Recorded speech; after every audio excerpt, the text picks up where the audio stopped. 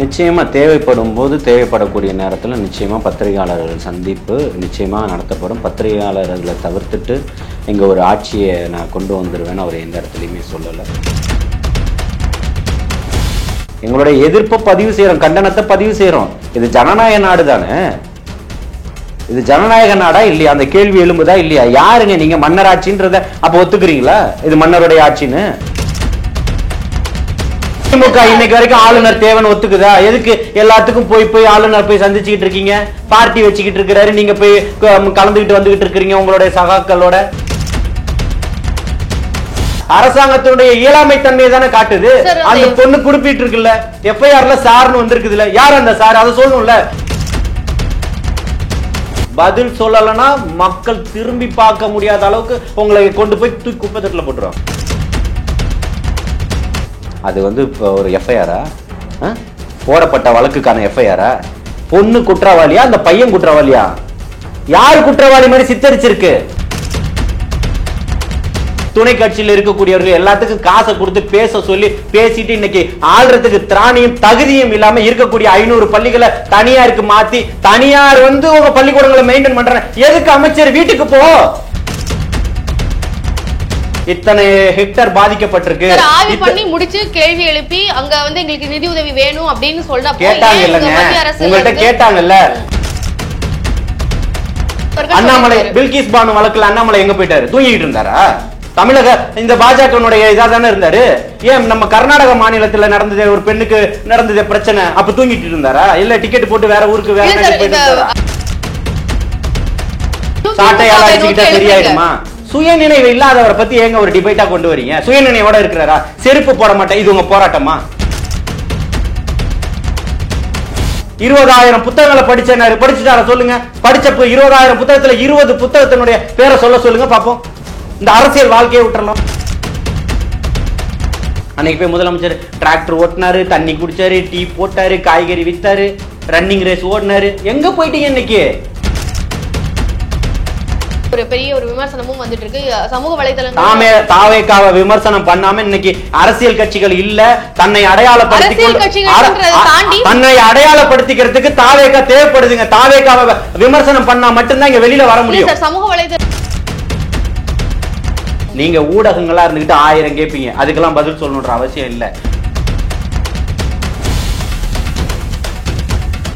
நேயர்களுக்கு வணக்கம். 2025 தாவேகாவின் அரசியல் பயணம் எவ்வாறு இருக்கும், அவர்களுடைய திட்டங்கள் என்ன என்பதை பற்றி நம்மோடு பேசுவதற்காக இணைந்திருக்கிறார் திரு ஜலீல் அவர்கள். வணக்கம். வாழ்த்துக்கள் சார். 2025 தாவேகாவுடைய பிளான்ஸ் என்ன, அரசியல்ல அவங்க என்னென்ன மாதிரியான ஸ்டெப்ஸ் எடுக்க போறாங்க அப்படின்னு பயங்கர ஆர்வத்தோட எல்லாரும் பார்த்துட்டு இருக்கோம். ஸோ அவங்களுடைய திட்டங்கள் என்ன மாதிரி இருக்கும்? ஏன்னா நடைப்பயணம்லாம் மேற்கொள்ள போறோம் அப்படின்ற மாதிரி சொல்லியிருக்காங்க. ஸோ என்னென்ன பிளான்ஸ் இருக்கு சார்? 2024 முழு நேரமா அரசியல் களத்துக்கு வராரு. தன்னுடைய வேலைகள் அலுவலர்கள் எல்லாத்தையுமே முடிச்சுட்டு அதை தொடர்ந்து பார்த்தீங்கன்னா சுற்றுப்பயணம் ஜனவரி கடைசியில் சுற்றுப்பயணம் இது இருக்குது. இருக்கக்கூடிய தமிழக வெற்றி கழகத்தினுடைய நிர்வாகிகளினுடைய புதிய நிர்வாகிகள் எல்லா மாவட்டம் தோறும் பகுதிகள் ஒன்றியம் கிளைக்கழகங்கள் தோறும் நிர்வாகிகள் இது பண்ணுறது இருக்குது. அதை தொடர்ந்து மக்களை நேரடியாக களத்தில் சந்திக்கணும், ஒவ்வொரு மாவட்டத்துக்கும் போகணும், மாவட்டத்தில் இருக்கக்கூடிய எல்லா பிரச்சனைகளையும் தலைவர் அவர்கள் சுற்றுப்பயணத்தில் கேட்குறாரு. எதிர்வரக்கூடிய காலங்களில் நம்ம இன்னும் என்னென்ன நம்மளை தயார் பண்ணிக்கணும் அப்படின்றதுக்காக இந்த சுற்றுப்பயணத்தை மேற்கொள்கிறார். சார், இந்த 2025 பொறுத்த வரைக்கும் கடந்த காலங்களில் விஜய் அவர்களுடைய தாவேகா கட்சி பெரும்பான்மையாக அறிக்கைகள் தான் கொடுத்துட்டு இருந்தாங்க அப்படின்ற மாதிரி சொல்லப்படுது. ஸோ இந்த ஆண்டில் ப்ரெஸ் மீட் அந்த மாதிரியான விஷயங்களுக்கெல்லாம் வாய்ப்புகள் இருக்கா? நிச்சயமாக தேவைப்படும் போது தேவைப்படக்கூடிய நேரத்தில் நிச்சயமாக பத்திரிகையாளர்கள் சந்திப்பு நிச்சயமாக நடத்தப்படும். பத்திரிகையாளர்களை தவிர்த்துட்டு இங்கே ஒரு ஆட்சியை நான் கொண்டு வந்துடுவேன்னு அவர் எந்த இடத்துலையுமே சொல்லலை. தேவைக்கேற்ப பத்திரிகையாளர்கள் சந்திப்பு கண்டிப்பாக நடைபெறும். களத்தில் வரல அப்படின்றதெல்லாம் இல்லை. இப்போது கடந்த 2-3 நாட்களுக்கு முன்னாடி கூட நம்மளுடைய அண்ணா பல்கலைக்கழகத்தில் நடந்த ஒரு மாணவியினுடைய பாலியல் பிரச்சனை காரணமாக அது சம்பந்தமாக எழுந்த புகார் காரணம் அடிப்படையில் சரியான உரிய தகவல்கள் இல்லாததுனாலையும் இந்த வழக்கு வந்து ஒரு விதமான திசையில போகுதோ அப்படின்ற ஒரு நோக்கத்துல தொடர்ச்சியா தமிழகத்துல வந்து பெண்களுக்கு சிறுவர்களுக்கு வயதானவர்களுக்கு கூட பாலியல் பிரச்சனைகள் எவ்வளவு தூரம் வந்து அத்துமீறல்கள் நடைபெறுது அப்படின்றத வந்து தொடர்ச்சியா பார்த்துக்கிட்டு இருக்கோம். அதற்காக ஆளுநர் அவர்களை சந்தித்து மனு கொடுத்திருக்கிறாரு. அதே போல வந்து அந்த துண்டறிக்கைகள் வந்து கழக சகோதரிகள் வந்து இருக்கக்கூடிய பெண்கள் படிக்கக்கூடிய கல்லூரிகள், பெண்கள் அதிகமாக குழுமக்கூடிய இடங்களில், பொதுமக்கள் வரக்கூடிய இடங்களில், மால்களில் எல்லா இடத்துலையுமே துண்டறிக்கைகள் கொடுத்துருக்குறாங்க. களத்துக்கு வந்திருக்கிறாங்க. அதை இந்த காவல்துறை ஒரு பதட்டத்தோடு அவர்களை கைது செய்திருக்கு. அவர்களை பார்க்க போன தமிழக வெற்றி கழகத்தினுடைய பொதுச் செயலாளர் அவர்களையுமே கைது செய்திருக்கு. இதெல்லாம் வந்து ஒரு அராஜகத்தின் உச்சம்னு சொல்லலாம், ஒரு பயத்தினுடைய மிகப்பெரிய ஒரு வெளிப்பாடுன்னு சொல்லலாம். அந்த பயத்தினுடைய வெளிப்பாடும் துண்டறிக்கைக்கு என்ன, திமுக எல்லாத்துக்குமே வந்து நீங்க வந்து நீதி கட்சி காலத்துல இருந்து இருக்கீங்க, எல்லாத்துக்குமே துண்டறிக்கை கொடுத்துதான் வந்திருக்கீங்க, கைது பண்ணிட்டாங்களா உங்களை? துண்டறிக்கை கொடுக்கறதுக்கு அனுமதி வாங்கணும்ன்றது என்ன இருக்கு? அனுமதி வாங்க வேண்டாம் அப்படின்னு தேவையில்லைன்ற கட்டாயம்ன்றது ஒண்ணு கிடையாது. பதட்டத்தை உண்டு பண்ணாங்களா? இல்ல. எவ்வளோ வைலன்ஸான ஒரு விஷயங்கள் இருக்கு, அது சம்பந்தமா பத்திரிகை அடிச்சு கொடுக்குறாங்களா? இல்ல. ஒரு பெண்களை சந்திக்கிறாங்க, இதுக்கு என்ன உங்களுக்கு அனுமதி வாங்க வேண்டியது இருக்கு? திமுக இது சம்பந்தமா எதுவுமே பண்ணதே இல்லையா? இந்த மாதிரி 1000 நிகழ்வுகள் நடந்திருக்கு, புரியுதுங்களா? அதுல இது வாங்கலன்றதுனால தாவேகாவும் எந்த ஒரு பெர்மிஷன்ஸும் தேவை இல்லைன்னு சொல்றேன். தேவைப்பட்டா, நான் என்ன சொல்றேன்னா, ஒரு பிரச்சனை நடக்குது, தடையை மீறி ஆர்ப்பாட்டம் நடக்குது, இது சட்டத்துக்கு உட்பட்டு நடக்குதா அப்படின்னு பாத்தீங்கன்னா அனுமதியோட ஒரு போராட்டம் நடத்துறோம், எத்தனையோ போராட்டங்கள் நடத்துறோம், அனுமதி வந்து கொடுத்துட்டு வழக்கு பதிவு செய்யப்படுது காவல்துறை. இதனுடைய போக்கு எப்படி பாக்குறீங்க? இப்போ வந்து உள்துறை அமைச்சர் வந்து அம்பேத்கர் வந்து நாடாளுமன்றத்துல ஒரு நகைப்பா பேசினதுக்கு கண்டிச்சு சமூக செயற்பாட்டாளர் கூட்டு இயக்கத்தினுடைய சார்பா கடந்த வாரம் வந்து வள்ளுவர் கோட்டத்திலே ஆர்ப்பாட்டம் வச்சிருந்தோம். அனுமதி கொடுக்கப்படலை, கைது செஞ்சுக்கங்க, தடையை மீறி ஆர்ப்பாட்டம்னா. இல்லை நாங்க வந்து உங்களை வண்டி வைக்கணும், கூட்டிகிட்டு போகணும், மண்டபத்தில் அடைக்கணும், எங்களுக்கு நிறைய ப்ராசஸ் இருக்கு, அதனால நாங்க அனுமதி தரோம், நீங்க ஆர்ப்பாட்டம் நடத்தி. இது எந்த சட்டத்தின் அடிப்படையில் கொடுக்கப்பட்டது? இங்க எல்லாமே அப்படிதான் இருக்கு. அவங்களுக்கு அனுமதி கொடுத்தா ஆர்ப்பாட்டம் நடத்தும், ஆர்ப்பாட்டம் நடத்திட்டு கலைந்து செல்வோம், இதுதான் முறை. எங்களுடைய எதிர்ப்பை பதிவு செய்யறோம், கண்டனத்தை பதிவு செய்யறோம். இது ஜனநாயக நாடு தானே? இது ஜனநாயக நாடா இல்லையா? அந்த கேள்வி எழும்புதா இல்லையா? யாருங்க நீங்க மன்னராட்சின்றத அப்ப ஒத்துக்கிறீங்களா இது மன்னருடைய ஆட்சின்னு? சரி, இப்போ தாவேகா தலைவர் விஜய் அவர்கள் வந்து ஆளுநர் அவர்களை சந்தித்ததுமே வந்து ஒரு பெரிய பேசும் பொருளா என்ன பேசும் பொருளா? ஏன்னா அவருடைய தீர்மானத்துல வந்து ஆளுநர் பதவி இன்னைக்கு இருக்காரா இல்லையா? அவருடைய தீர்மானம் ஆட்சி அமைஞ்சதுக்கு அப்புறம் வரப்போறாரு. திமுக வந்து நீங்க முன்னாடி வந்து சொல்லும் போது ஆளுநர் பதவி திமுக இன்னைக்கு வரைக்கும் ஆளுநர் தேவைன்னு ஒத்துக்குதா? எதுக்கு எல்லாத்துக்கும் போய் ஆளுநர் போய் சந்திச்சுக்கிட்டு இருக்கீங்க? பார்ட்டி வச்சுக்கிட்டு இருக்கிறாரு, நீங்க போய் கலந்துகிட்டு வந்துகிட்டு இருக்கிறீங்க உங்களுடைய சகாக்களோட. என்ன அவசியம் இருக்கு? ஆளுநர் தேவைன்றதானே உங்களுடைய ஸ்டாண்டு. போன ஆட்சியில கலைஞர் காலத்துல இருந்து அதான நடைமுறை. எதுக்கு போய் சந்திச்சுக்கிட்டு இருக்கீங்க? சட்டையை கிழிச்சுக்கிட்டு போகும்போது ஆளுநர் தேவைப்பட்டாரா? குட்கா வழக்குல 28 பேரை சஸ்பெண்ட் பண்ணும்போது ஆளுநர் தேவைப்பட்டாரா? இன்னைக்கு உங்கள் தேவையோட போய்கிட்டு இருக்கீங்க. வந்து இப்போ ஒரு மாநாடு அறிவித்து அந்த மாநாட்டுல வந்து ஆளுநர் பதவி அப்படின்றது ஒருபோதும் பின்வாங்கல. கொண்ட கொள்கையில உறுதியா இருக்குது. இன்னைக்கு நீங்க இருக்கீங்கல்ல, இன்னைக்கு இருக்கிறவங்கள்ட்ட தானே கேட்க முடியும். இந்த பதவி இப்போ இந்த ஆட்சியை ஒழிச்சிடணும்ன்றாரு, இந்த ஆட்சியை ஊழல் ஆட்சியை ஒழிக்கணும்னு சொல்றாரு. ஒத்துக்கிறீங்களா? அதுக்கான நடைமுறையை எடுத்துக்கிட்டு இருக்கிறாரு. இன்னைக்கு ஒரு அனுமதி வாங்கணும், யார்கிட்ட வாங்கணும்? ஆளுநரை நம்புற தாவேகா வந்து ஆளுநருடைய தேவையில்லை என்று சொல்றோம். ஒரு கல்லூரிக்கு வந்து ஒரு துணைவேந்தர் இருக்கணும், வேந்தர் இல்ல. சார், நான் தேவையில்லைங்கிறத வந்து இப்ப கேட்கல. ஆளுநரை வந்து தாவேகா நம்புதோ நம்பலையோ, இன்னைக்கு அவர் தான் இருக்கிறாரு சார். அப்ப நம்பாம தான் போய் மீட் பண்றீங்களா சார்? யாருக்கு? ஆளுநர் அவர்களை. அவர் தானே இருக்காரு. நீங்க பஸ் டிரைவர் எப்படி இருக்கான்றது உங்களுக்கு தேவையில்ல, அவன் தானே பஸ் ஓட்டிக்கிட்டு இருக்கிறான். அப்ப அந்த பஸ்ல தானே போய் ஏறணும், நீங்க பயணம் பண்ணணும். அரசாங்கம் யாரையோ போட்டிருக்குது, அவ்வளவுதான். எங்களுக்கு தேவையா இல்லையான்றது நாங்க தான் முடிவு பண்ணோம். ஆனா பல்கலைக்கழகத்துடைய இணை வேந்தர்கள் எல்லாருமே வந்து ஆளுநர் கீழே தான் வந்து வராங்க சார். அங்க பல்கலைக்கழகத்துல என்ன கேம்பஸ்குள்ள என்ன நடவடிக்கைகள் இருந்தாலும் அதுக்கு ஆளுநர் தான் பொறுப்பு. சோ அந்த ஒரு பல்கலைக்கழகத்துடைய பிரச்சனைக்கு ஆளுநரையே போய் சந்திக்கிறது வந்து முரணா இருக்கே. அதுக்கு எதுக்கு உயர்கல்வித்துறை அமைச்சர் வந்து குதிக்கிறாரு? ஆளுநர் தானே குதிச்சிருக்கணும். அவர் அதுவும் பண்ணலன்றதானே இங்க பார்க்கப்படுது. பாருங்க, சர்ச் கமிட்டியை உருவாக்குறது தான், அதுல ஒருத்தரைய பரிந்துரை செய்யறது தான் ஆளுநருடைய வேலை. புரியுதுங்களா? ஆளுநர் எப்படி பொறுப்பேற்றுப்பாரு? மடத்தனமான கேள்வி இல்லையா இது? அதாவது ஆளுக்குடைய தரப்பு இந்த மாதிரி கேள்விகளை மடைமாற்றம் செய்யக்கூடிய வேலைகளை பாக்குது. இது ஆளுநர் தான் தேவைன்னா நீங்க எதுக்கு குதிக்கிறீங்க? நீங்க ஏன் பொங்குறீங்க? ஏன் காப்பாற்றப்படுறான் அந்த சாருன்னு கேட்கக்கூடியவர்கள் யாரு? அப்ப உங்களுடைய வேலை என்ன? ஒரு அயோக்கியனை 20க்கும் மேற்பட்ட வழக்குகளை சம்பந்தம் இருக்கக்கூடியவனை காப்பாற்றணும் நினைப்பது எதற்கானது? இது யாரை காப்பாற்றக்கூடியது? அவன் போன்ல பேசினது யாரோட? அந்த பொண்ணுனோட எஃப்ஐஆர் எப்படி வெளிவந்தது? இதெல்லாம் கேள்விக்குரியல்ல. அரசாங்கத்தினுடைய இயலாமை தன்மையை தானே காட்டுது. அந்த பொண்ணு குறிப்பிட்டு இருக்குல்ல, எஃப்ஐஆர்ல சார்னு வந்திருக்குதுல, யார் அந்த சார்? அதை சொல்லணும்ல, கண்டுபிடிக்கணும். எல்லாத்தையும் தீர்க்க தரிசி மாதிரி இந்த வழக்கு முடிஞ்சிருச்சு, விசாரணைக்கு போய்கிட்டு இருக்குது, நாங்க அவரை கைது பண்ணிட்டு அவரை கைது பண்ணிட்டீங்க, அடுத்து யாரை கைது பண்ணீங்க? அதுக்கான நடவடிக்கைகள் என்ன? இது முதல் வழக்கா? அந்த பொண்ணு முதல் மனைவியா பாதிக்கப்பட்டிருக்காளா? எல்லாத்துக்கும் பதில் சொல்லணும். பதில் சொல்லலன்னா மக்கள் திரும்பி பார்க்க முடியாத அளவுக்கு உங்களை கொண்டு போய் தூக்கி குப்பை தொட்டில போட்டுருவாங்க. சார், எஃப்ஐஆர் வந்து வெளியானதுக்கு காரணம் வந்து தேசிய தொழில்நுட்பத்துல இருந்து ஒரு தொழில்நுட்பத்தினுடைய 1000 காரணங்கள். இத்தனை 6 மாசம் 6 மாசமா இது நடக்குது இல்ல, எத்தனை எஃப்ஐஆர் வெளியாயிடுச்சு சொல்லுங்க சார். அப்ப அதுக்கும் மாநில அரசு தான் காரணமா? ஏன்னா தேசிய தொழில்நுட்ப மையத்துல இருந்து தான் வந்து திட்டமிட்டு எல்லாம் நடத்தப்படுது. உடனடியா ஏன் 25 பொறுப்பு? நீங்க எதுக்கு 25 லட்சம் கொடுத்தீங்க? ஹைகோர்ட் உங்களை தானே சொல்லிச்சு. உயர் நீதிமன்றம் யார கண்டனம் தெரிவிக்குது? ஆளுநரையா முதல்வரையா? உயர்கல்வித்துறை தானே சொல்லுது. அப்ப யார் பொறுப்பேற்றுக்கணும்? இங்க நடக்கக்கூடிய அத்தனைக்கு எதுக்கு அமைச்சர் கோவி செல்லியன் வந்து எதுக்கு பேசுறாரு? அவர் தானே பொறுப்பாளி, அவர் தானே வந்து பேட்டி கொடுக்கிறாரு. அதே சுப்ரீம் கோர்ட் வந்து ஆளுநர் அவர்களுக்கும் நிறைய விஷயங்கள்ல கண்டனம் தெரிவிச்சிருக்காங்க. இல்லன்னு சொல்லலையே, நாங்க ஒத்துக்கலையே.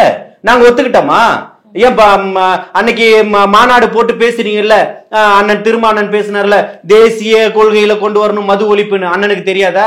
பக்கத்துல இருக்கிற மாநிலங்கள்ல எல்லாம் ஒழிச்சிருக்காங்க, 4 மாநிலங்கள்ல ஒழிச்சிருக்காரு, அது மாநில கொள்கையில தான் இருக்குன்னு. யாரை ஏமாத்துற வேலை? இன்னும் என்ன ஏமாத்தணும்னு நினைக்கிறீங்க? 2025 வந்துருச்சு. இது மட்டும்தான் உங்களுக்கு நேரம் சார். ஆனா இப்ப எஃப்ஐஆர் ரிலீஸ் ஆனதுக்கு தேசிய தொழில்நுட்ப மையத்துல இருந்து தான் பிரச்சனைன்றத சொல்லியிருக்காங்க. ஆனா அதுக்கும் மாநில அரசு தான் குறை சொல்றீங்க. மாநில அரசு குறை சொல்லணுங்கிறதுக்காகவே இத மாதிரி சொல்றீங்களா? அப்ப எஃப்ஐஆர்ல இருக்கக்கூடிய அம்சங்கள் என்ன? ஒரு சாதாரணமா ஒரு கம்ப்ளைண்ட் கொடுக்க போனீங்கன்னா, ஒரு வயது முதிர்ந்தவர்கள் எத்தனையோ காவல் நிலையங்கள்ல காவலர்கள் எல்லாரும் உரியவர்கள், உத்தமர்கள், உத்தம சீலர்கள் நாங்க சொல்லல. ஆனாலும் அவர்களுடைய வயோதிகம் காரணமாக, சிலருக்கு படித்தாலும் எழுத தெரியாது, அவர்களுடைய காரணமாக அங்க இருக்கக்கூடிய ரைட்டரை எழுதி தருவார். இதுதான் கம்ப்ளைண்ட்னு சொல்லிட்டு. அது வந்து இப்போ ஒரு எஃப்ஐஆரா? போடப்பட்ட வழக்குக்கான எஃப்ஐஆரா? பொண்ணு குற்றவாளியா அந்த பையன் குற்றவாளியா? யாரு குற்றவாளி மாதிரி சித்தரிச்சிருக்கு? அப்ப இது எதனுடைய நோக்கம்? அப்ப அந்த எஃப்ஐஆர் அடிப்படையில தான் நீங்க கொண்டு போவீங்க வழக்க. அப்ப இன்னும் எப்படி போட போறீங்க? இதுக்கு வந்து கமிஷனர் மீது உரிய நடவடிக்கை எடுக்கலான்னு உயர் நீதிமன்றம் சொல்லுதா இல்லையா? என்ன நடவடிக்கை எடுத்தீங்க? துறை ரீதியான நடவடிக்கை எடுத்துட்டீங்களா? மூடி மறைக்கிற வேலையை பார்த்துக்கிட்டு சப்பக்கட்டு கட்டிக்கிட்டு இருக்கிறவனை பூராவும் வச்சு ஜால்ரா அடிச்சுக்கிட்டு மூத்த பத்திரிகையாளர், அரசியல் விமர்சகர்கள், இருக்கக்கூடிய துணை கட்சியில் இருக்கக்கூடியவர்கள் எல்லாத்துக்கும் காசை கொடுத்து பேச சொல்லி பேசிட்டு இன்னைக்கு ஆள்றதுக்கு திராணியும் தகுதியும் இல்லாம இருக்கக்கூடிய 500 பள்ளிகளை தனியாருக்கு மாத்தி, தனியார் வந்து உங்க பள்ளிக்கூடங்களை மெயின்டைன் பண்றேன். எதுக்கு அமைச்சர் வீட்டுக்கு போ?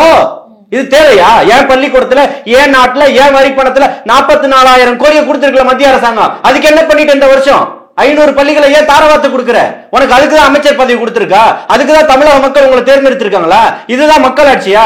அப்ப தனியார் பள்ளியும் கல்லூரிகளும் இருந்தாதான் தனியாருடைய அரசனுடைய பள்ளிகளும் கல்லூரிகளும் நடக்குமா? எவ்வளவு கேவலமான வேலை இல்லையா? 500 பள்ளிக்கூடங்கள் நடக்கிறத வரவேற்கிறேன்ற அமைச்சர் வீட்டுக்கு போயிடுவாங்க அத்தனை பேரும். சார், அதே மாதிரி இப்ப ஆளுநரை சந்திச்சு அறிக்கை கொடுத்த போது 3 அறிக்கைகள் வந்து கொடுத்திருக்காங்க. அதுல புயலுக்கான நிதி உதவியும் வந்து கொடுக்கணும், அதுக்கான வரி தொகையும் வந்து மத்திய அரசிடமிருந்து வாங்கி கொடுக்கணும்னு சொல்லி ஆளுநர் கிட்ட மத்திய அரசாங்கத்தினுடைய ரெப்ரசன்டேட்டிவ் தானே அவரு, அதனால கொடுத்திருக்கீங்களா சார்? ஆனா வந்து டிசம்பர் ஃபர்ஸ்ட் வீக்ல வந்து நடந்த புயலுக்கு வந்து டிசம்பர் எண்ட்ல தான் வந்து இந்த மாதிரியான நடவடிக்கைகளை எடுக்கிறீங்க. ஏன் இவ்வளவு தாமதம் அப்படின்ற ஆளுநரிடம் அனுமதி வாங்கியிருக்கு.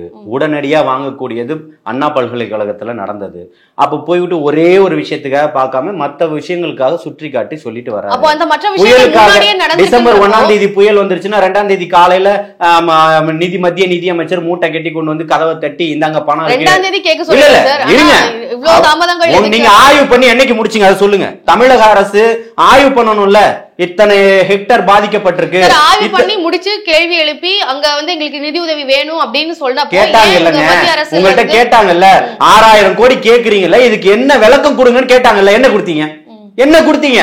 இத்தனை ஆயிரம் பேர் பாதிக்கப்பட்டா, இத்தனை வீடு பாதிக்கப்பட்டுருச்சு, இத்தனை அணை உடஞ்சிருச்சு, இவ்வளவு ஆடு மாடு செத்து போச்சு, இவ்வளவு பேருடைய வாழ்வாதாரம் போச்சு, இவ்வளவு சாலைகள் போயிடுச்சு, இவ்வளவு பேருடைய வாகனம் போயிடுச்சு, இவ்வளவு வாழ்க்கை போயிடுச்சு, ஏன் கொடுக்கல? அதை கேக்குறாங்கல்ல, ஏன் கொடுக்கல? அப்ப இன்னைக்கு வரைக்குமே நீங்களே கொடுக்கலையே. உங்களுக்கு பணம் அண்ணாமலை அவர்கள் வந்து கேட்ட கேள்விதான் வந்து சரியான கேள்வி அப்படின்னு சொல்றீங்க சார். அவங்க நான் இன்னைக்கு கேக்குறேன், அண்ணாமலை பில்கிஸ் பானு வழக்குல அண்ணாமலை எங்க போயிட்டாரு? தூங்கிட்டு இருந்தாரா?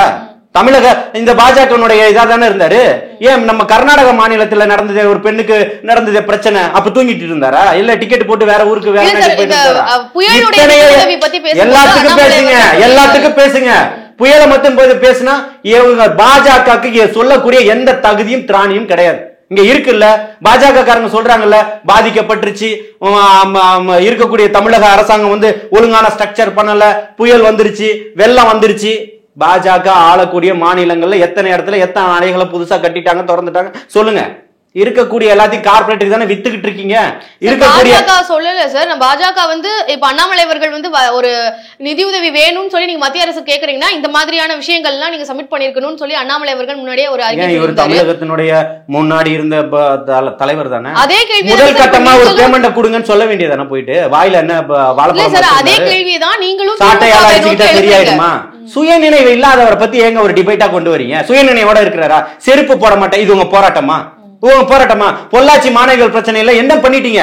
உங்களுடைய ஆட்சி இருந்தது இல்ல, நீங்க சார்ந்து இருக்கக்கூடியவர்களுடைய ஆட்சி தானே இருந்தது. ஸ்ரீமதியினுடைய வழக்குல ஸ்கூல் அடிச்சது சரியில்லை, எரிச்சது சரியில்லை சொன்னார்ல. ஸ்கூல்காரனுக்கு வக்காலத்து வாங்கி பேசினார்ல. ஸ்கூல்காரனுடைய பசங்க 2 பேரும் இன்னைக்கு வெளிநாடு தப்பிச்சு போனாங்களா, கொண்டு வந்துட்டீங்களா? முடிஞ்சிருச்சா?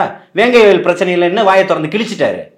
பேசுறதுக்கு தகுதியே இல்லாத ஆளை கொண்டு வந்து அண்ணாமலை சொன்னார். அண்ணாமலைக்கு என்ன அரசியல் அறிவு இருக்கு? IPS படிச்சதை தாண்டி 20,000 புத்தகங்களை படிச்சுட்டார சொல்லுங்க. படிச்சப்ப 20,000 புத்தகத்துல 20 புத்தகத்தினுடைய பேரை சொல்லுங்க பாப்போம். இந்த அரசியல் வாழ்க்கையை விட்டுறலாம். தகுதியும் திராணியும் இல்லாதவர்கள் பேசக்கூடியவர்களா? பாசிசவாதிகளுடைய பேச்செல்லாம் பேச்சாவே எடுத்துக்க முடியாது. இல்ல சார், அவங்க சொல்லக்கூடிய கருத்தை தான் நீங்களும் வந்து இப்ப திமுக அரசை நோக்கி கேக்குறீங்க. சோ அததான் வந்து கேள்வியா எழுப்பிடுங்க. யாரு வேணா கேட்பாங்க. அவங்க எங்களுடைய ஆட்சியும் வழிமுறைகளும் வேறு, எங்களுடைய கொள்கைகள் வேறு, சரிங்களா? எங்களுடைய பாதைகள் வேறு. மக்கள் எங்கள் பக்கம் இருக்காங்க. இன்னைக்கு 75 வருஷம் நாங்க கட்டமைப்போட வச்சிருக்கோம், 53 ஆண்டுகள் கட்டமைப்போட வச்சிருக்கோன்றவங்களுக்குலாம் மிகப்பெரிய சவாலா 75 ஆண்டுகால அரசியல் வரலாற்றுக்கு முற்றுப்புள்ளி வைக்கக்கூடியவர்களா நாளும் தமிழக அரசு ஆளக்கூடிய தரப்பு பயந்துகிட்டு இருக்கக்கூடியதனுடைய வெளிப்பாடா தமிழக வெற்றி கழகத்தினுடைய தலைவர் தளபதி அவர்கள் வெளியில வந்திருக்கிறாரு. இது மிகப்பெரிய ஒரு பதட்டத்தை உண்டு பண்ணிக்கிட்டு இருக்கு. அதனுடைய தாக்கத்தின் வெளிப்பாடா பதட்டமா இன்னைக்கு வரைக்கும் முதல்வர் ஏன் போனாரா அண்ணா பல்கலைக்கழகத்துக்கு? ஏன் போகல? துணை முதல்வர் என்ன பண்ணிட்டாரு? எங்க போயிட்டீங்க? எதை போய் நட்டுக்கிட்டு இருக்கீங்க? ஏன் போகல? உங்களுடைய வேலை என்ன? உங்களுடைய வேலை என்ன? துணை முதலமைச்சர் எல்லா இலாக்காக்களுக்கும் போகலாம், மூக்க நுழைக்கலாம், என்ன கேள்வி கேட்கலாம் இருக்குல்ல. எல்லா காவல்துறையும் போய் ஆய்வு பண்ணீங்க. அன்னைக்கு போய் முதலமைச்சர் டிராக்டர் ஓட்டினாரு, தண்ணி குடிச்சாரு, டீ போட்டாரு, காய்கறி வித்தாரு, ரன்னிங் ரேஸ் ஓடினாரு. எங்க போயிட்டீங்க இன்னைக்கு? உடல்நிலை பாதிப்பு ரைட், ஓகே. துணை முதல்வரை வச்சிருக்கீங்க, வான் சாகசம் நடத்துனீங்க, கார் ரேஸ் நடத்துறீங்க, தங்கச்சி செத்து போயிட்டாடா, எங்கடா போறீங்க எல்லாரும்? சோ அப்ப அதுக்கான சொல்யூஷனா ஆளுநர்கள் இருப்பாரு அப்படின்னு நம்புறீங்கல்ல சார்? திருப்பியும் சொல்றோம், இவர்கள் தான் சொல்யூஷன் இல்ல. இதுங்களெல்லாம் களை எடுக்க வேண்டியது, புடுங்கி எரிய வேண்டியதுதான் தமிழக அரசனுடைய வேலை. தமிழக மக்களுக்கு மாற்று வேணும்னு நினைக்கிறோம். புடுங்கி எரியறதுக்கு மாற்ற உருவாக்குறதுக்கு தான் தமிழக வெற்றி கழகம் இருக்குதுன்னு சொல்றோம். இன்னைக்கு சந்திப்பு எந்த வகையில நீங்க அதை காம்பன்சேட் பண்றீங்க? இன்னைக்கு மத்திய அரசாங்கத்திட்ட ஒரு புயலினுடைய பணம் வாங்கணுமா இல்லையா? தமிழக வெற்றி கழகம் தரவே இல்லையா? தாங்கன்னு சொல்றோம். தாங்கன்னு சொல்றோம். மத்திய அரசாங்கத்தோட கேட்கறதுக்காக மட்டும் ஆளுநர் கிட்ட போய் ஏன் 13 துணைவேந்தர்கள் இங்க ஏன் இன்னும் 4-5 பல்கலைக்கழகத்துல இன்னும் பணி நியமன ஆணை கொடுக்கல, ஏன் கொடுக்காம வச்சிருக்கீங்க? துணைவேந்தர்களை போடுறதுல உங்களுக்கு என்ன பிரச்சனைன்னு கேட்குறேன். இனிமேதான் அவர்கள் படித்து தேர்வு எழுதி அப்புறமா காத்திருப்போர் பட்டியலில் வச்சு அப்புறம் எடுக்க போறீங்களா? இருக்கிறவரை தானே போட போறீங்க, ஏன் போடல? இவர்களுக்கானவர்களை போட போறோமா, அவர்களுக்கான இவங்களுக்குள்ள சண்டை. இந்த சண்டையில யாரு சாகுறா? மக்கள் சாகணும், என் தங்கச்சிங்க சாகணும், என் தம்பிங்க சாகணுமா இன்னும்? சரி, இப்போ இன்னொரு ஒரு தாவேகா வச்சு ஒரு பெரிய ஒரு விமர்சனமும் வந்துட்டு இருக்கு சமூக வலைதளங்கள். தாவேகாவை விமர்சனம் பண்ணாம இன்னைக்கு அரசியல் கட்சிகள் இல்ல, தன்னை அடையாளப்படுத்திக்கிறதுக்கு தாவேகா தேவைப்படுதுங்க. தாவேகாவை விமர்சனம் பண்ணா மட்டும்தான் இங்க வெளியில வர முடியும். சமூக வலைதளங்கள்ல மக்களுமே அந்த கேள்வி எழுப்புற நிலைக்கு வந்திருக்கு. என்ன கேள்வி எழுப்பிட்டாங்க? என்னன்னா சார், இப்போ இந்த பெரியாருடைய போட்டோவா இருக்கட்டும், இல்லன்னா முத்துராமலிங்க தேவர் அவருடைய போட்டோவா இருக்கட்டும், எல்லாத்தையுமே வந்து ஒரே பேக்ரவுண்ட்ல வீட்ல வச்சே வந்து வழிபடுறாரு. என்ன பிரச்சனை உங்களுக்கு? என்ன பிரச்சனை? இங்க இருக்கக்கூடிய அரசியல் கட்சியை சார்ந்த எத்தனை தலைவர்கள் போய் பண்ணிட்டாங்க, நேர்ல போய் பண்ணிட்டாங்க சொல்லுங்க. சார் முடிச்சிரு சார், அதுக்கு கூட வெளியில வர மாட்டாரு அப்படின்ற மாதிரியான விமர்சனம் எங்களுக்கு தெரியுங்க. மக்கள் கேட்கல அந்த கேள்வியை. நீங்க ஊடகங்களா இருந்துகிட்டு 1000 கேட்பீங்க, அதுக்கெல்லாம் பதில் சொல்லணும்ன்ற அவசியம் இல்ல. ஊடகங்கள் எப்பவுமே உங்களுக்கான வேலைகளை தான் நீங்க பாப்பீங்க, புரியுதுங்களா? ஆளக்கூடிய தரப்பு நீங்க உங்க வேலையை பாக்குறதுக்கு முடியல, உங்களுக்கு திராணி இல்ல, தகுதி இல்ல, மக்களை நேரடியா சந்திக்கிறதுக்கு செல்வ மகள் அந்த மகள் நொந்த மகள் திட்டத்தை போட்டு 1000 தரேன் 500 தரேன்னு இருக்கிறவங்க பூரா பயிலும் குடிகாரன் ஆக்கி வச்சுக்கிட்டு தெருல அலைய விட்டுக்கிட்டு அப்பனை போல சொல்றேன், ஆத்தாவை போல சொல்ற, குடிக்காதீங்க. இதெல்லாம் தமிழ்நாட்டின் முதல்வனுடைய வேலையா? படத்துல வந்து நடிக்கிறது, நாடகத்துல வந்து நடிக்கிறது தான் வேலையா? விளம்பர படத்துல நடிக்கிறது வேலையா? கடையை மூடுங்கன்னா ஏன் கடையை மூட மாட்டீங்க? என்ன உங்களுடைய கொள்கை? என்ன உங்களுடைய அறிக்கை? என்ன கொள்கையில உறுதியா இருக்கீங்களா? தேர்தல் வாக்குறுதி என்ன? கடையை மூடுவேனீங்கல்ல, ஏன் மூடல? எத்தனை சாராய ஆலையை மூடிட்டீங்க? எத்தனை கடைகள் புதுசா 42 கடைகள் திறந்திருக்கீங்க? புள்ளி விவரம் இருக்கு. தாவேகா ஆட்சி அமைத்தால் இந்த நிச்சயமா தமிழகத்துல மது ஒழிப்பு, போதை இல்ல தமிழகத்தை உருவாக்குவோம் தலைவர் அவர்கள் சொல்லி இருக்கிறாரு, தளபதி அவர்கள் சொல்லி இருக்கிறாரு. நிச்சயமாக மிகப்பெரிய ஒரு மாற்றத்தை தமிழக வெற்றி கழகம் கொண்டு வரும். ஓகே சார், 2025ல வந்து அப்போ அதுக்கான பணிகள் எல்லாம் எடுப்பாங்க அப்படின்னு எதிர்பார்க்கிறேன். 2026ல ஆட்சிக்கு வந்ததுக்கு அப்புறம் தான் எடுக்க முடியும். இல்ல சார், நான் வந்து எந்த மாதிரி கேக்குறேன்னா, இப்போ இது படங்கள் மக்களை சந்திப்போம், படங்கள் தான் நடிக்கலன்னு சொல்லிட்டாருல. இப்ப நடிச்சுக்கிட்டு இருக்க படம் படப்பிடிப்பு முடிஞ்சதுக்கு அப்புறமா படப்பிடிப்பு முடிஞ்சு இப்ப மக்களை சந்திச்சுக்கிட்டு தான் இருக்காரு. யார் மக்களை சந்திக்கல? நீங்க போய் உங்களை சந்திக்க முடியாதுன்னு சொன்னாரா அவரு? பத்திரிக்கையாளரா போவாதீங்க, நீங்க வேற யார் மக்களா போங்க, சந்திப்பாரு. உங்களை சந்திக்கிறதுக்கு நேரம் இருக்கு, சந்திப்பாரு. அங்க இருக்கும்போது சந்திக்கிறதுக்கு தயாரா இருக்காரு, யாரையும் நிராகரிக்கல. சரிங்களா? இன்னைக்கு வரக்கூடிய சீமான் 20-30 பவுன்சரை போட்டு வர்றாரு. தமிழகத்துல உச்சபட்ச நடிகர், இந்தியாவில் மிகப்பெரிய சம்பளம் வாங்கக்கூடிய நடிகர்ல ஒருத்தரா இருக்கிறாரு. அவரு பவுன்சர் போட்டு வர்றதுல உங்களுக்கு என்ன பிரச்சனை? வராரா இல்லையா? பவுன்சரோட வராரு, பேண்ட் செட்டை போட்டிருக்கிறாரு, லுங்கி கட்டி இருக்கிறாரு, பனியனு போட்டாரா? இதெல்லாம் ஒரு பிரச்சனையா சார்? அண்ணாமலை அவர்கள் வந்து ஆளுநர் அவர்களை சந்தித்திருக்காரு, அதே மாதிரி விஜய் அவர்களும் சந்திச்சிருக்காங்க அப்படின்ற அடிப்படையில நான் இருக்கேன்றதை காட்டணும். நானும் அது உங்களோட நெறியாளர் மூலியமா இதன் வாயிலா நான் வந்து கோரிக்கை வைக்கிறேன் உளவுத்துறைக்கு. நான் வந்து ஆளுநரை சந்திக்கணும், எனக்கு நாளைக்கு உளவுத்துறையை வந்து எனக்கு அனுமதி வாங்கி கொடுங்க, ஆளுநரை சந்திக்கிறதுக்கு தயாரா இருக்கேன், கோரிக்கை வச்சுட்டேன். யாரு அண்ணாமலை? இன்னைக்கு பாஜக தலைவரா கூட இல்ல, சாட்டை எடுத்து அடிப்ப. என்னங்க காமெடி பண்ண? இதுவா தீர்வு? இது தீர்வா? உன்னுடைய போராட்டத்துல கொண்டு தீயதான் வைக்கணும். இப்போ நீங்க அவருடைய செயல்கள் தீர்வு இல்லன்றீங்க, அவர் என்ன செஞ்சிருக்காரு? ஒரு 5000 பேர் 10,000 பேரை திரட்டிக்கிட்டு அப்படியே போயிட்டு அண்ணாமலை பல்கலைக்கழகத்தை முற்றுகையிட்டு போராட்டம் பண்ணி தீர்வு கிடைச்சிச்சு. நீங்க முன்னாள் ஐபிஎஸ் அதிகாரி தானே, தீர்வு கிடைச்சிருச்சு. யாருமா ஏமாத்துறீங்க? நாடகத்துக்கு அரங்கேற்றிட்டு இருக்கீங்க. எல்லாம் தெளிவா இருக்கான். உங்களுடைய ஓட் பேங்கிங் இருக்குன்னு நினைச்சிட்டு இருக்கீங்களா? உங்க பேங்க் அக்கௌண்ட் இருக்குதானே தெரியல, எங்க இருந்து உங்களுக்கு ஓட் பேங்க் இருக்க போகுது? சார், ஆனா விஜய் அவர்களை பாஜகவினுடைய பி டீம் அப்படின்ற மாதிரி மறுபடியும் பாஜகனே சொல்லுங்க, திராணி இருந்தா சொல்லுங்கன்றேன். ஒன்றிய அரசு இன்னைக்கு வரைக்கும் எதிர்த்துக்கிட்டு இருக்கிற ஒரே தமிழனா இருக்கிறாரு. உங்களை மாதிரி கருப்பு பலூன் விட்டுட்டு இந்த பக்கம் வெள்ளை கூட கொண்டு போய் அப்பாவும் பையனும் கூட்டு வந்தாங்களா? அந்த மாதிரி நினைச்சீங்களா? மானத்தமிழனா இருக்கிறாரு. இப்ப மதுரையில வேதாந்தா நிறுவனம் வந்து வரப்போகுது அப்படின்னு சொல்றது, அதுக்கெல்லாம் அறிக்கை கொடுத்துதான் இருக்கிறாரு. தொண்டர்கள் களத்துல போராட்டங்கள் இருக்காங்க, நானே கண்டிச்சு பேசிட்டு தான். அறிக்கை மட்டும் தான் வருமா அப்படின்றத களத்துல இறங்கி போராடிட்டு தானே இருக்காங்க. களத்துல இறங்கி போராடிட்டு தானே இருக்காங்க. உங்களுக்கு அது அவர் வரத்துக்குள்ள நியூஸ் தேவை, நியூஸ பரபரப்பாக்கணும், ஆளுங்கட்சிக்காரன் நான் இருக்கிறேன்றதை காட்டணும், அட்ரஸ் பண்ணணும். இருக்கிறவன் பூரா பயிலும் லெட்டர் பேடா இருந்தவன் பூரா பேச ஆரம்பிச்சிட்டான். இருக்கக்கூடிய எதிர்கட்சிகள் எல்லாத்துக்கும் தூங்கிக்கிட்டு இருந்தவங்களுக்கு எல்லாம் எந்திரிக்க போ, விஜய் பத்தி பேசுங்கன்னு எல்லாத்தையும் அமுச்சு விட்டுக்கிட்டு இருக்காங்க. நல்ல கலகலப்பா எல்லாமே போய்கிட்டு இருக்குது. எந்நேரம் ஏதோ ஒரு சேனல்ல மக்கள் பாத்துறான். அதனால மீடியாக்கள் சந்தோஷமா இருக்கு. Okay sir. 2025 குதூகலமா இருக்கும். 2026 மக்களுக்கானதா இருக்கும். தமிழக வெற்றி கழகம் தமிழக மக்கள்ல மக்களாட்சியை உருவாக்கும். சார், தாவேகா கட்சியினுடைய போஸ்டர்ஸ் எல்லாம் வந்து ஒட்டுறதுக்கு வந்து இப்ப அனுமதிகள் வந்து மறுக்கப்படுது. இப்ப பொங்கல் விழாவை ஒட்டி அதுக்கான போஸ்டர்ஸ் எல்லாம் வந்து தாவேகாவினுடைய தொண்டர்கள் வந்து ஒட்ட போகும்போது அதுக்கு பெர்மிஷன்ஸ் வந்து கொடுக்கப்படல அப்படின்ற மாதிரி சொல்லப்படுதே, உண்மையா? அதாவது ஒரு போஸ்டர் அடிக்கிறதுக்கு வந்து 1000 ரூபாய் இருந்தால் இன்னைக்கு போஸ்டர் அடிச்சிடலாம். 2000 ரூபாய் இருந்தால் இன்னும் சிறப்பாக அடிக்கலாம். அதே போக ஒரு ஒரு ஒரு ஒரு பார்ட்டு அடிக்கிறதுக்கு ஒரு 4 பிட்டு போஸ்டர் அடிக்கணும்னா ஒரு 5000 ரூபாய் இருந்தால் போதும், ஒட்டிடலாம். ஆளை பார்த்து தான் பயப்படுறீங்கன்னு பார்த்தா நாங்கள் ஒட்டுற பேப்பரை பார்த்துமே உங்களுக்கு ஒரு பயம் இருக்குது அப்படின்னு சொன்னால் இதை எப்படி எடுத்துக்கிறது? ஒரு வாழ்த்து செய்தி சொல்கிறதுக்கு உங்களுக்கு என்ன பிரச்சனை?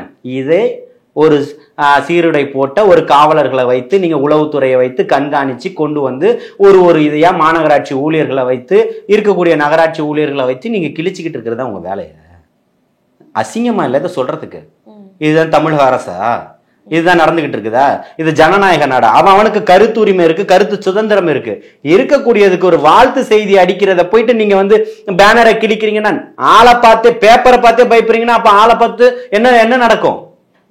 வெக்கமா இருக்கு சொல்றதுக்கு. சார், ஒட்டக்கூடாதுன்னு சொல்லப்பட்டிருக்க இடத்துல போய் ஒட்டுறாங்க அப்படின்றது எல்லா இடத்துலயும் திமுக பேனர் ஒட்டி இருக்கு.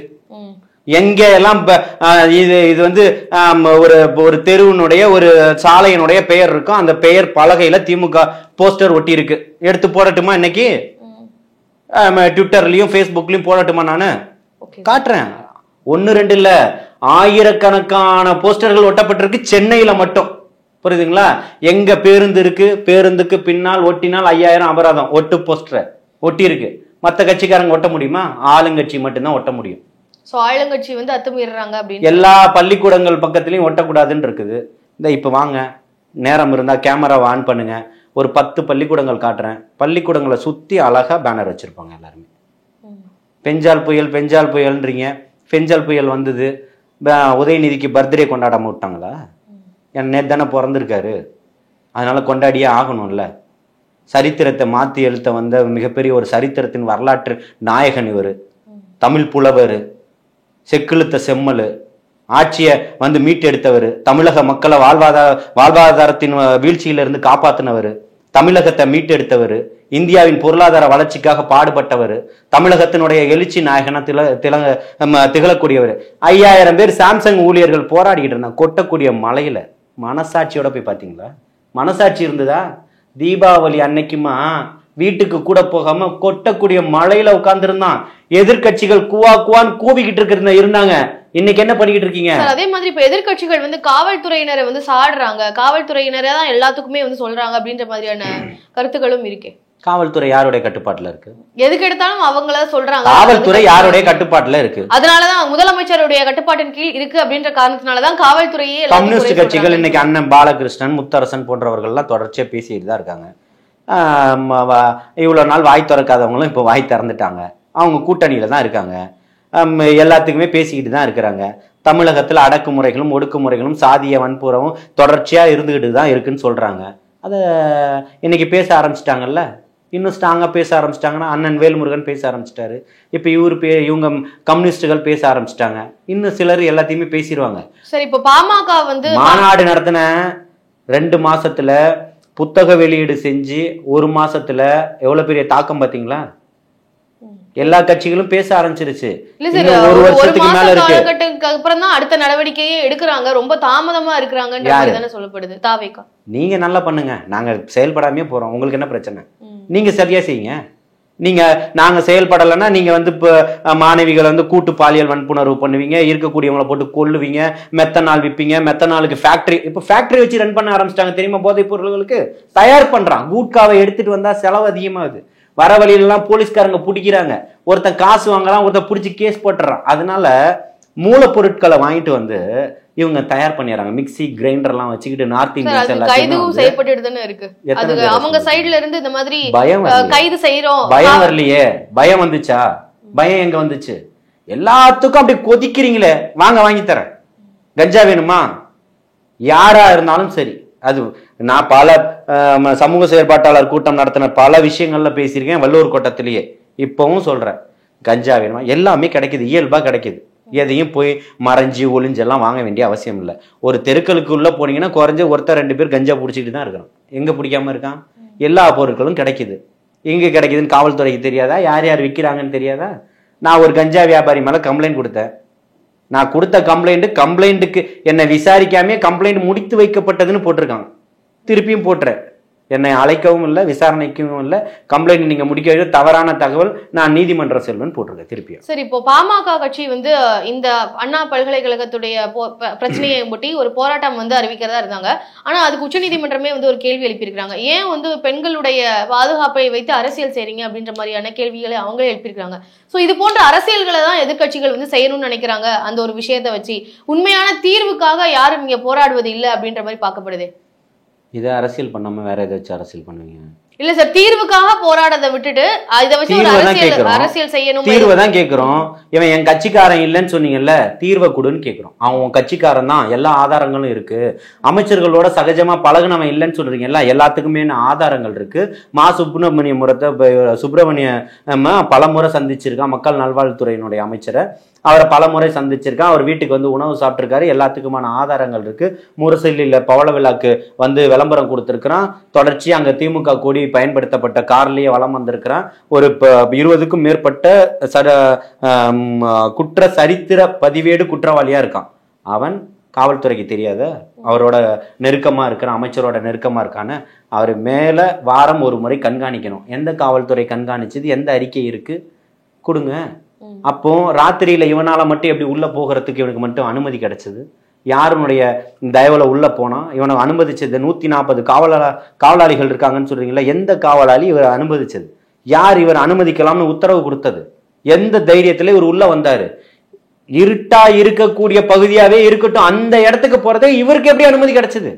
இருட்டுல மறைஞ்சு வீடியோ எடுக்கிறதுக்கும் அங்க இருக்கக்கூடிய பிள்ளைகளை மிரட்டுறதுக்கும் இவருக்கு யார் அனுமதி கொடுத்தது? இந்த கேள்வி எழும்புதா இல்லையா? இதை கொண்டு வந்துட்டீங்களா வெளியே? எதை கொண்டு வந்துட்டீங்க? இன்னைக்கு பாமக ஆர்ப்பாட்டம் நடத்துறாங்க, எல்லாத்துக்கும் நடத்திட்டாங்களா? அவங்க பில்கிஸ் பானு மேட்டர்ல நடத்திட்டாங்களா? தூங்கிக்கிட்டு இருந்தாங்க படுத்து இல்லையா? சிஏஏ போராட்டத்துக்கு சிஏஏ சட்டம் வரலாம்னு போய் கையெழுத்து போட்டு வந்ததுல அவரும் ஒருத்தர். பேசுறதுக்கு திரும்பவும் சொல்றோம், மக்கள் எல்லாத்தையுமே பார்த்துக்கிட்டு இருக்காங்க. தகுதியும் திராணியும் இருக்கணும். இன்னைக்கு உங்களுக்குள்ள பிரச்சனை, அப்பா பையனுக்கு பிரச்சனை, பொது வெளியில அடிச்சுக்கிறீங்க. அப்பா யாருமே அரசியல் வாரிசா கொண்டு வர மாட்டேனாரு, மகனை கொண்டு வந்தாரு, மருமகளை கொண்டு வந்தாரு, இப்போ மகள் வழி பேரனையும் கொண்டு வராரு. அப்போ யாருக்குமே தகுதி இல்லைல்ல. திமுகவில் மதிமுக என்னை தாண்டி ஒருபோதும் திமுகவை யாரும் அழித்து விட, நீங்களே பெரிய கேடுதான்ற. அவரே பண்ணாரா இல்லையா? திமுகவோட கூட்டணி வைக்கிறதுக்கு ஒரு மலம் கைத்துல தொங்கிடலான்னு சொன்னவர் தானே. கயிறு கிடைக்கலையா அப்போ அவருக்கு? அரசியல் நாகரிகம்னு ஒன்று இருக்கு. இதையெல்லாம் தாண்டி பேசினவங்க தான் திரு வைகோ அவர்களும் பாட்டாளி மக்கள் கட்சியினுடைய டாக்டர் ராமதாஸ் அவர்களும். அதிமுகவில் முதல்ல என்ன விமர்சனம் பண்ணாங்க, திரும்ப எதன் அடிப்படையில் போய் கூட்டு வச்சாங்க? இருக்கக்கூடிய சொல்லக்கூடாத ஒரு வார்த்தைகளை பயன்படுத்தினார் பாமகவினுடைய தலைவர் அவர்கள், நிறுவனர். ஆனால் அதே அதிமுகவோட போய் திருப்பி கூட்டு வச்சாங்க. இதெல்லாம் அவருக்கு கேவலமான இது இல்லையா? பல போராட்டங்களை முன்னெடுத்திருக்கிறாரு. தன்னுடைய சாதிக்காக தனி இடஒதுக்கீடு வேணும்னு கேட்டாரு. அதெல்லாம் அவர்களுடைய மக்களை பாதுகாக்கணும்னு நினைச்சாரு. சமூகம் சார்ந்த சிந்தனைகள் எல்லாம் பண்ணாரு. ஆனா பாதி அரசியல்வாதியில காணாம போயிட்டீங்களே. ஓகே சார், இன்றைய தமிழக அரசியல் சூழல் குறித்து பல கருத்துக்களை எங்ககிட்ட பதிவு பண்ணதுக்கு ரொம்ப நன்றி. வாழ்த்து.